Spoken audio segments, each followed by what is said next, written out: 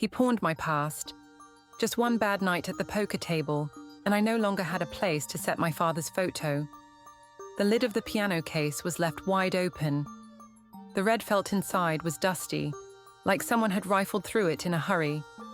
On the table sat a pawn receipt, crumpled and smoothed out again, as if guilt had come and gone. I stood frozen as sunlight fell across the empty keys.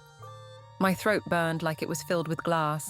It felt like someone had erased me from my own history. If one day your family's legacy vanished and your husband felt nothing, would you still trust the life you built? Evelyn Jane Monroe had lived in the same red brick house in Edgefield, South Carolina, for most of her life. It was a small, 3-room cottage tucked behind rows of dogwood trees, with a white mailbox and a rusted wind chime that never stopped singing.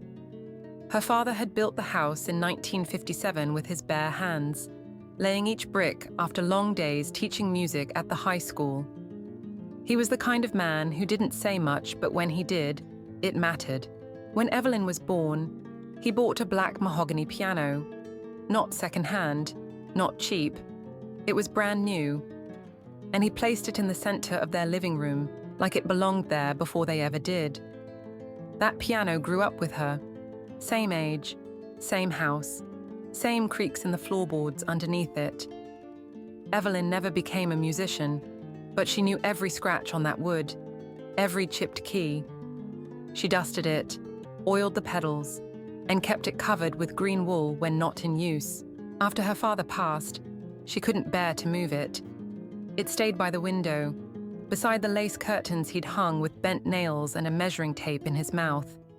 She became a history teacher and spent 35 years guiding teenagers through the past lessons on the Dust Bowl. Civil rights marches, wars won and lost. She married Marcus Monroe when she was 32. He was a civil engineer, practical, methodical, steady.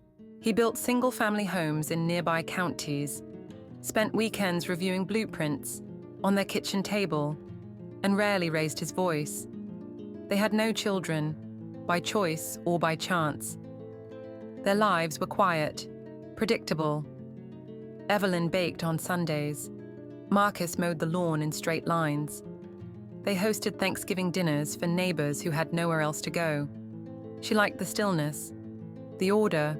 When Marcus retired early, he began visiting the senior club twice a week, Wednesdays and Saturdays. He claimed it kept his brain sharp. Cards, mostly dominoes. Evelyn didn't ask for more. She thought it was good for him to have somewhere to go. 2 years ago, they decided to renovate the living room. New paint, new lighting. Evelyn picked a softer yellow for the walls. Marcus insisted the piano was in the way and needed to be moved, just until the floors are finished, he said. So he rolled it down the ramp into the backyard shed. She watched from the window, nervous, but said nothing. She trusted him. The renovation took 6 weeks. The piano never came back. Every now and then, Evelyn would mention it, casually. Over coffee, we should bring it back soon. Marcus would nod, mutter sure, and change the subject.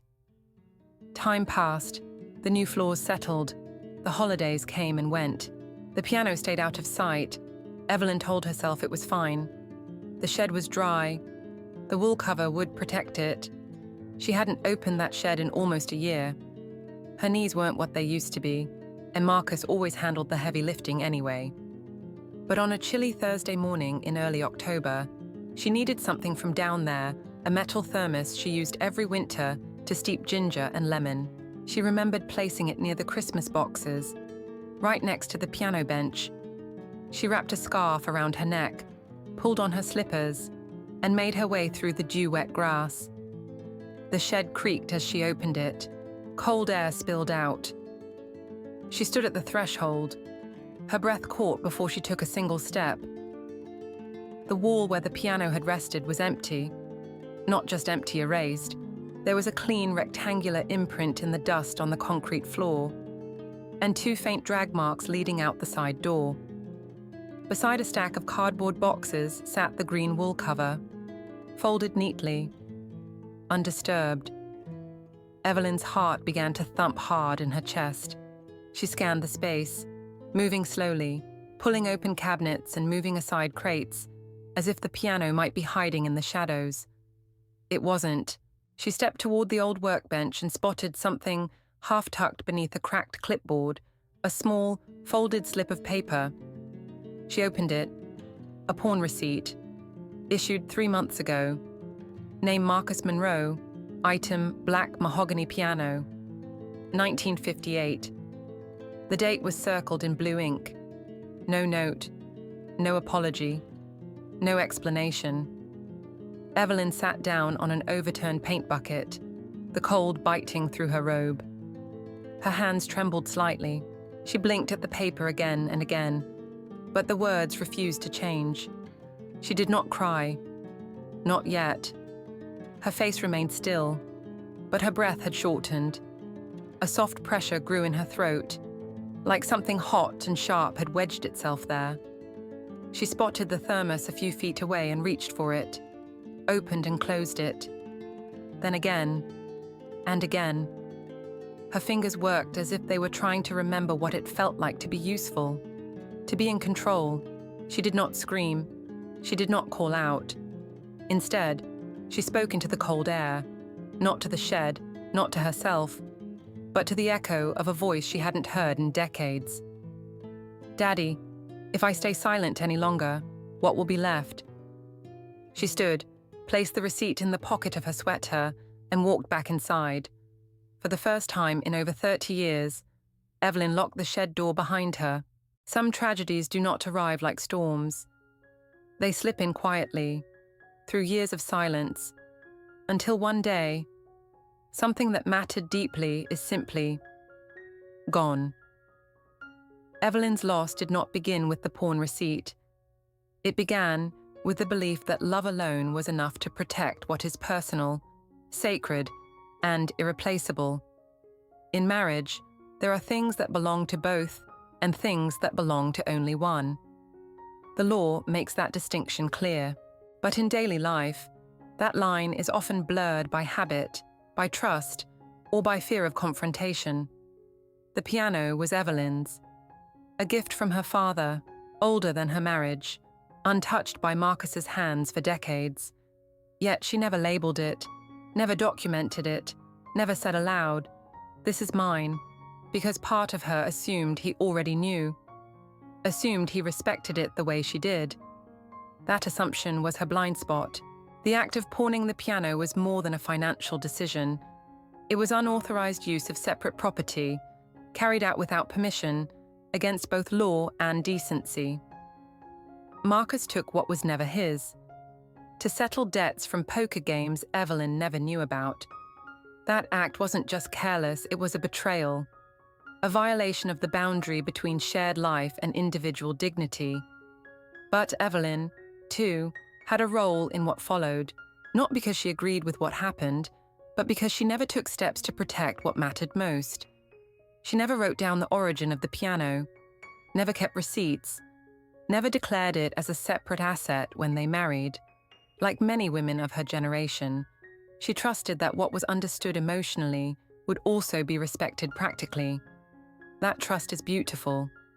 But law is not built on beauty. It is built on evidence, clarity, and preparation. When Evelyn walked into that shed, she didn't just find an empty wall. She found what can happen when a woman's past is left undefended, when a piece of personal history is left vulnerable to someone else's bad choices. But she did not stay quiet, and that made all the difference. Evelyn gathered what she had: photographs, handwritten notes from her father, and even her own testimony. She worked with a legal advisor to prove that the piano was a non-marital asset, owned before the marriage, never commingled, and emotionally distinct. The law listened. The pawn was halted. Marcus was held accountable for the debt he created. And the court recognized the piano not just as wood and ivory, but as a protected heirloom in marriage. This was not about revenge. It was about restoration. And for Evelyn, it was the moment she reclaimed her voice not just in court, but in her own home. 3 months later, The piano sat in a new spot, not in the living room, where Marcus once said it got in the way, not in the dusty shed, but upstairs, in Evelyn's study, a small room with 2 windows and a single chair. It had taken a moving crew and careful coordination, but the piano was back under her roof, where it belonged, and this time, it was legally hers, not shared, not assumed, documented. On top of it rested a black and white photo of her father, taken the week he brought it home. She placed a small lamp beside it, and a lock on the study door. Marcus still lived in the house, but something between them had changed. They didn't speak much. He no longer asked about where she went or what she was doing. He stayed in his routine, grocery shopping on Tuesdays, senior club once a week. But Evelyn could feel the quiet weight of consequence in the air. She did not need an apology. What she needed, what she had fought for, was acknowledgement. Recognition that what he took was not his, that what she held on to was worth protecting. After securing legal ownership of the piano, Evelyn met again with her attorney. This time, not to react, but to prepare. She created a written inventory of every heirloom, object of sentimental value, and non-marital asset in her possession. She filed the paperwork, signed it, and had copies notarized. She also rewrote her will. In the new version, the piano was clearly marked. So were her grandmother's quilt, her father's war medals, and the recipe book her mother had left handwritten on yellowed pages. Nothing was left to assumption, nothing left to trust alone. Then, she did something even more radical for a woman who had lived a life of quiet agreements. She spoke. At the next church gathering, Evelyn was invited to share during a small group meeting for women over 60. She brought nothing with her but a printout titled, "What Belongs to Me." She passed it around the table and told her story not with bitterness, but with clarity, not with blame, but with warning. She told them about the piano, about the receipt, about how easy it is for something precious to slip away when it's undocumented, unspoken, unnamed.